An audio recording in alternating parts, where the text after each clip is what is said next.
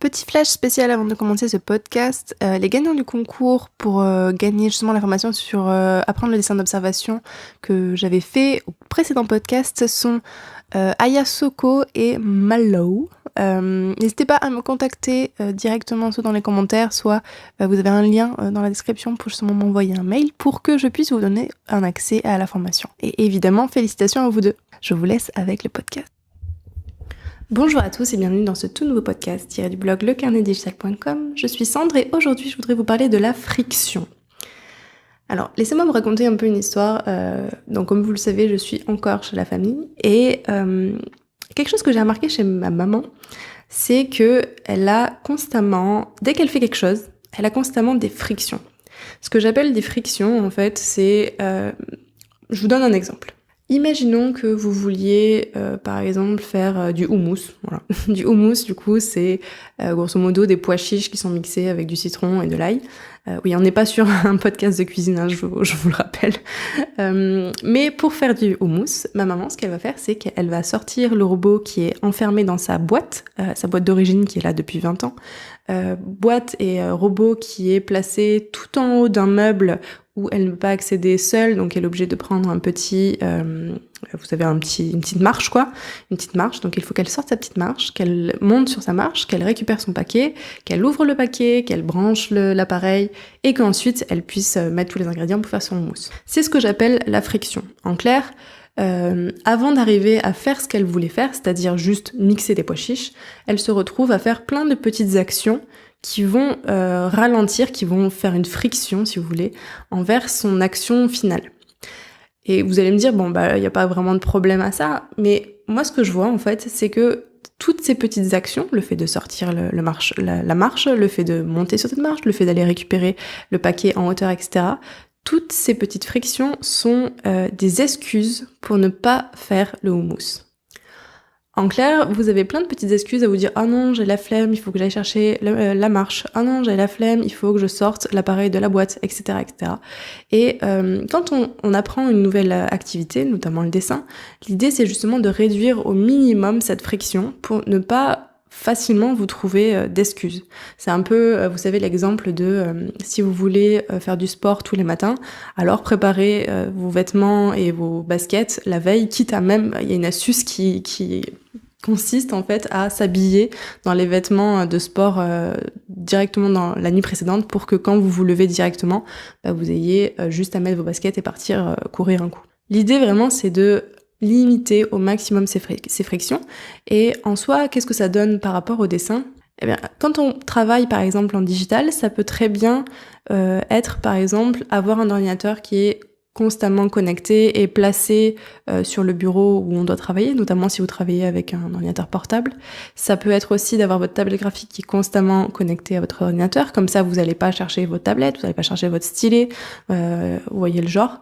Et même à l'intérieur de votre ordinateur, si votre ordinateur est mal rangé et que vous ne savez pas où sont vos PSD, votre fichier Photoshop ou je ne sais quoi, pareil, c'est encore une fois plein de petites frictions qui vont vous empêcher en fait d'avoir envie de dessiner avec plaisir. En traditionnel, c'est même pire. Imaginez que vous deviez travailler à l'huile, par exemple. L'huile a énormément de contraintes, donc a énormément de frictions, donc vous devez vous retrouver... déjà, alors souvent, quand on fait de l'huile, on est obligé d'avoir une pièce séparée parce qu'on ne peut pas rester dans la pièce parce que les pigments utilisés, enfin les produits utilisés pour faire de l'huile sont assez nocifs, donc on porte soit un masque, soit on essaye d'aérer au maximum la pièce. Donc déjà, vous voyez, il y a pas mal de frictions, il faut trouver vos pinceaux, il faut attendre que la toile ait séché, entre plusieurs couches, donc ça veut dire que vous ne pouvez pas peindre selon votre inspiration, vous devez avoir un calendrier pratiquement de moments où vous pouvez dessiner. Et toutes ces petites choses-là font que c'est beaucoup plus difficile de pratiquer régulièrement, même quotidiennement, parce que c'est vraiment ce que je conseille, c'est vraiment de pratiquer quotidiennement parce que c'est vraiment pour moi ce qui va faire que vous allez progresser et vous allez pratiquer vraiment jour le jour et puis vous allez pas vraiment perdre la main entre chacun de vos dessins. Et puis au bout du compte, ça va devenir une routine. Enfin, vous le savez si vous avez écouté le podcast sur le challenge des 30 jours. Si vous l'avez pas écouté, je vous mets le lien dans la description. Et quand j'ai commencé un peu à étudier ce phénomène un peu de friction, j'en ai tiré la conclusion que pour justement éviter un maximum ces frictions, il fallait au maximum être dans un mode de consommation minimaliste. Je sais même pas si on peut dire mode de consommation minimaliste, mais en clair, vivre d'une manière minimaliste. Vivre d'une manière minimaliste, selon ma propre définition, alors c'est peut-être pas la définition officielle, mais pour moi c'est d'avoir un minimum d'objets, et en tout cas d'avoir les objets qui... éviter par exemple d'avoir plusieurs objets qui ont la même fonction, éviter d'avoir des objets juste en différentes couleurs, éviter d'avoir... Enfin, vous voyez l'idée. Si vous avez besoin d'un objet, d'une fonction, vous achetez un seul et même objet, quitte à acheter peut-être l'objet le plus cher qui restera chez vous des années, qui restera utile pendant des années, plutôt que d'acheter 1001 objets qui font plus ou moins la même fonction. Par exemple, si je devais comparer par rapport aux technologies qu'on connaît actuellement, notre smartphone fait énormément de choses. Il remplace énormément d'objets. Notre smartphone, finalement, maintenant, c'est un petit ordinateur pour aller sur Internet, c'est un lecteur MP3, c'est un appareil photo, c'est même un carnet de notes. C'est aussi un moyen de communiquer évidemment avec autrui. Bref, le smartphone à lui tout seul a grosso modo détruit pas mal d'objets. Vous avez plus par exemple de lecteur CD, ça n'existe plus. Et pour moi c'est ça être minimaliste, c'est vraiment essayer d'avoir un minimum d'objets, savoir exactement où ces objets sont placés, avoir un emplacement pour chacun de ces objets. Et ça permet justement d'avoir un minimum de friction et ça permet justement de pouvoir tout de suite se mettre à la tâche. Ça permet aussi d'avoir beaucoup moins d'excuses et du coup, par extension, ça permet de progresser plus vite. Je sais que pour la plupart des gens, les artistes ont un côté très bordélique. On aime bien dire que les artistes sont un peu, mettent chacun des objets un peu n'importe où et ils arrivent à finalement se retrouver dans leur propre bordel. Alors je suis pas spécialement d'accord avec ça, peut-être, j'en sais rien. Il n'empêche que plus je vieillis et plus je dois être efficace parce que la société me demande d'être efficace, parce que c'est mon métier.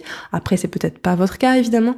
Mais il n'empêche que si vous voulez un peu optimiser, si vous voulez la manière dont vous progressez en dessin, peut-être que ça vaut le coup, justement, d'essayer d'être un peu plus organisé de manière physique dans votre apprentissage du dessin.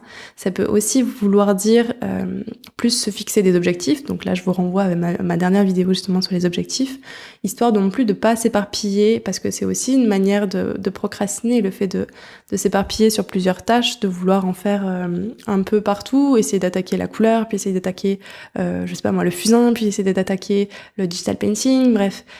C'est aussi une manière de procrastiner et de pas être concentré sur une seule et même tâche. Et c'est aussi une manière quand vous faites ça, en fait, vous augmentez le nombre de frictions. Donc si vous vous retrouvez un petit peu dans cette situation de justement, pour pouvoir dessiner, je dois sortir ma boîte qui est de l'autre côté de mon bureau, qui est enfermée derrière une boîte, qui est enfermée elle-même dans une boîte, et pour pouvoir vous mettre au dessin et que vous comprenez pas pourquoi vous n'arrivez pas à vous mettre au dessin et que finalement vous préférez regarder une série sur Netflix, peut-être justement que ça vient de ces frictions. Du coup, je vous conseille vraiment de regarder toutes les frictions qui vous entourent quand vous essayez de pratiquer justement le dessin.